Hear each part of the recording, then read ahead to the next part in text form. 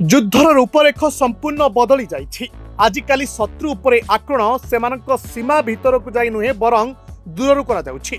आधुनिक युद्ध रे ड्रोन सबुठारु कार्यकारी हथियार भावे उभा होइछि। रूस यूक्रेन युद्ध हेउ बा पश्चिम एशियार संघर्ष सबुठारे ड्रोन रो व्यापक व्यवहार देखा मिलुछि। एही पृष्ठभूमि रे भारतीय प्रतिरक्षा क्षेत्र में एक बड़ सफलता हाथाइछि। ओडिशार आईजी डिफेन्स द्वारा निर्मित काल ड्रोन वर्तमान प्रतिरक्षा जगत रे चर्चार केन्द्रबिंदु पलटिछि।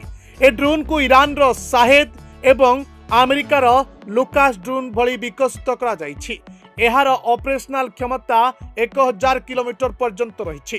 थरे उड़ान भरिबा परे एहा आकाश रु 7 रु 8 घंटा पर्यंत रही पारिबो। एहा निज सहित 50 किलोग्राम ओजन बारद नहीं पारिबो। एहार साधारण गति घंटा प्रति 160 किलोमीटर थिबा बेले सर्वाधिक गति घंटा प्रति 200 किलोमीटर पर्यंत रही। समुद्र पतन रु 5000 मीटर उच्चतार उड़ी यह शत्रुर ठिकाना को ध्वंस करि पारिबो। काल ड्रोन क्षमता को दृष्टि रखी अन्यान्य रणनैतिक देशगुड़िक किणवा गभीर आग्रह प्रकाश कर। आईजी डिफेन्स पक्षर मिलता सूचना अनुसार अनेक देश सहित आलोचना चूड़ांत पर्यायर पहुंची। चलित आर्थिक वर्ष मध्य एक बड़ चुक्ति स्वाक्षरित होबार आशा करा जाउछि। Report Dinalipi live.